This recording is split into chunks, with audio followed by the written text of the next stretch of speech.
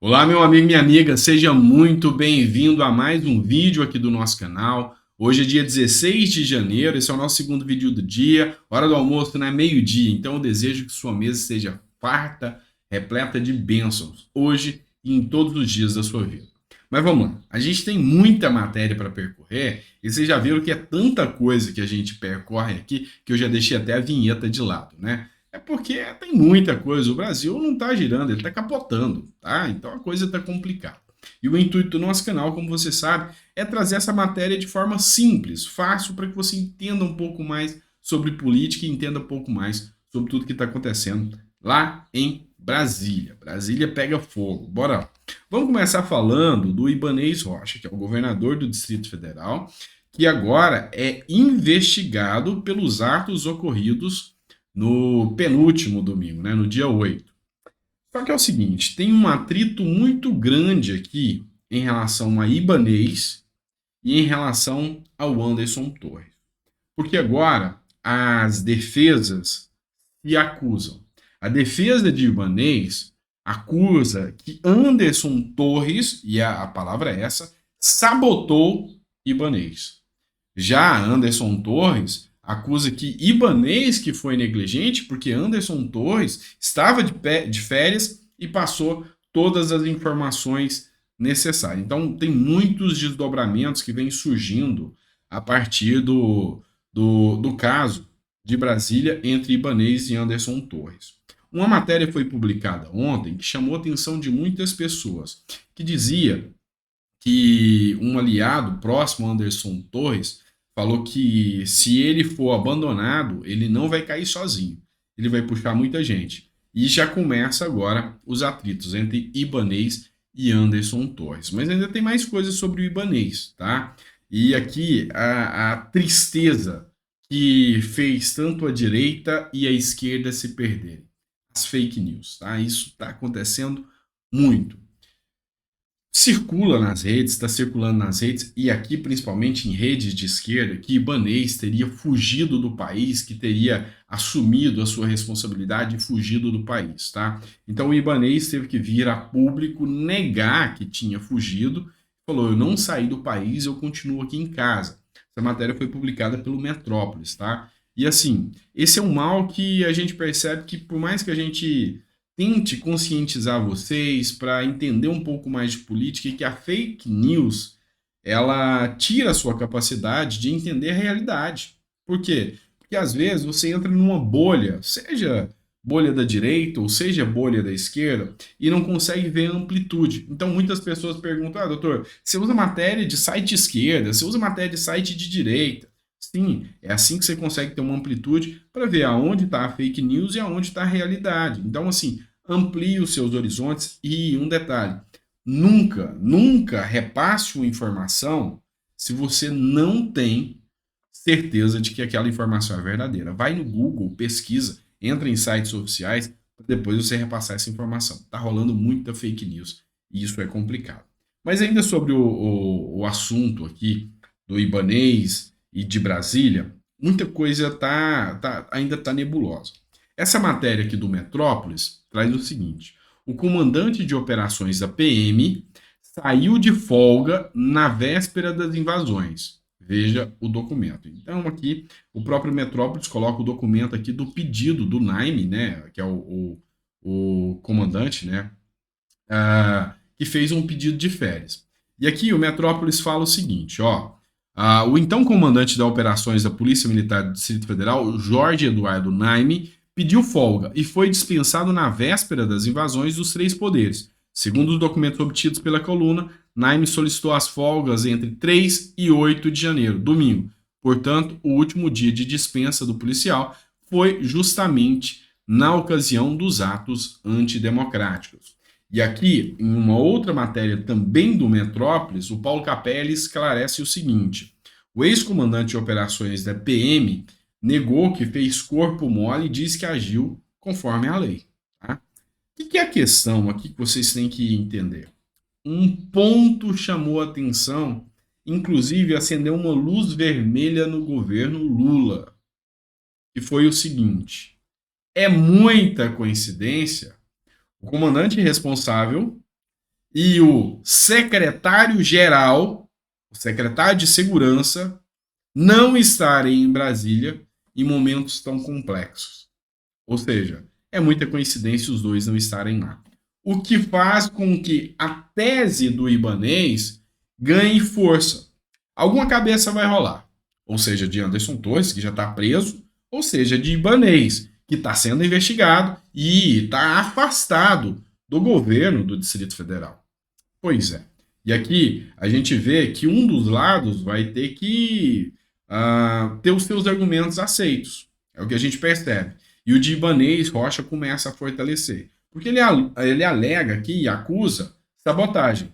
E na sabotagem, a coincidência dos dois não estarem a trabalho, a coincidência de alguns comandantes do GSI não estarem funcionando, não estarem atuando, está chamando a atenção do governo Lula para que talvez tivesse uma rede que já tinha o interesse dos ataques.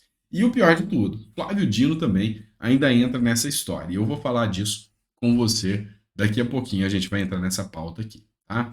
Vamos falar agora de Bolsonaro e Alexandre de Moraes. Tá? Eu sei que tem muita gente que está assim, com a cabeça cheia tentando entender o que está acontecendo em relação a Alexandre de Moraes e em relação às decisões que ele vem tomando, se Bolsonaro realmente está sendo perseguido, não está. Eu peguei um editorial aqui da Gazeta do Povo, é um jornal que tende a ser mais de direita, mas eu vou fazer a leitura aqui e eu achei interessante com vocês. O ministro Alexandre de Moraes, do Supremo Tribunal Federal, decidiu na quarta-feira proibir, sem delimitação temporal, qualquer manifestação que ocupe ou bloqueie rodovias, espaços e prédios públicos em todo o território nacional. A decisão de Moraes foi confirmada pela maioria da corte nesta quinta-feira. Agora, abre aqui um ponto. Para dois juristas consultados pela Gazeta do Povo, a decisão é, em vários níveis, uma afronta à Constituição. Pois é, eu coaduno com a ideologia e o pensamento desses dois juristas, tá? O que Alexandre de Moraes tomou como decisão? A partir de hoje, qualquer reunião, qualquer evento que resolva fechar ruas, está proibido. Mas aqui eu não estou falando de eventos grotescos iguais àqueles que aconteceram do povo parando ruas com pneus, a lá Bolos e a lá a turma que fez isso depois da eleição do Bolsonaro. Eu não estou falando disso, não. Estou falando de qualquer evento. Sabe aquela festa de quadrilha? Aqui em São Paulo costuma-se fazer muito isso. Fecha a festa e faz um evento de quadrilha? Pois é, não pode mais. Fecha a rua e faz um evento de igreja? Não pode mais. Reuniões em locais públicos? Proibido. Isso aqui viola uma cláusula constitucional de liberdade, que é a liberdade de manifestação, liberdade de reunião, e isso é complicado. Já chegou a se aventar, inclusive um parlamentar, se não me engano, o Renan Calheiros, não posso te confirmar isso, mas há um tempo atrás, um parlamentar, alguns dias atrás, chegou em falar de que seja instaurado um estado de sítio no Brasil e proíba toda e qualquer manifestação e reunião. Isso é preocupante, porque muitos estão alegando que está caminhando para um lado com cara de estado ditatorial. E isso é complicado, e isso gera risco e dano à democracia. Vamos falar agora de Michele Bolsonaro, pessoal. Pois é. Sabe aquele negócio assim que você diz, eu avisei? Pois é, eu avisei. O que acontece? Eu fiz um vídeo há uns dias atrás, onde eu falei, olha, vocês podem ter certeza que a Michele Bolsonaro vem tomando um protagonismo durante o silêncio de Bolsonaro. Ela vem dando umas mensagens, ocorreu uma treta lá com a Janja, que falou que o Palácio Planalto tinha ficado destruído, ela veio e deu umas respostas na Janja, veio e fez algumas críticas, então a Michele Bolsonaro vem tomando um protagonismo. E o que eu tinha dito para vocês? Que havia uma grande possibilidade da aposta fosse que Michele Bolsonaro fosse o nome para 2026. É mulher, tem uma boa aceitação pelo público evangélico, então ela tem todas as características para isso. Pois é, E o Metrópolis assinou embaixo do que eu disse. Vem cá. Guilherme Amado, que soltou essa nota. O PL já entende a inelegibilidade de Bolsonaro como certa e mirou em Michele Bolsonaro como aposta para 2026. O comando do PL, partido de Jair Bolsonaro, já considera inevitável a decretação da inelegibilidade do ex-presidente e trabalha com a perspectiva de que a ex-primeira-dama, Michele Bolsonaro, seja a sua herdeira política. Detalhe, Michele já é filiada ao PL e trabalhou durante a campanha arduamente. Tá? Então, aquela previsão de que Michele Bolsonaro poderia ser o nome para 2026 vem ganhando corpo e vem ganhando força, até porque a gente sabe que no Brasil, tendo em vista a situação de coisa que a gente vem enxergando, a questão do ativismo judicial, a questão do empenho do atual governo, a grande possibilidade do Bolsonaro sim se tornar inelegível e a aposta do PL é a Michele Bolsonaro. Mas a sua opinião é importante para mim. E aí, o que você acha dessa aposta, Michele Bolsonaro? É um nome de peso ou não? E se não é, qual o nome que você traz? Alguns nomes estão fortes aí. Tarcísio de Freitas, Zema e Moro. Moro muito pouco, tá? Ainda falam, ainda aventam Moro, mas eu acho que já se apagou. Mas coloca aí no seu comentário qual seria o nome que você acha que poderia ser essa representação para 2026. Combinado? Obrigado por tudo. Se você ficou até o final, coloca no comentário. E, principalmente, a sua opinião sobre o que a gente tem que melhorar, a forma, o contexto, é muito importante. Esse canal é feito para você. Então, é a sua opinião que baliza a forma que eu vou conduzir o vídeo, as informações, a análise e tudo mais aqui. Bom, um abraço, Deus lhe abençoe sempre.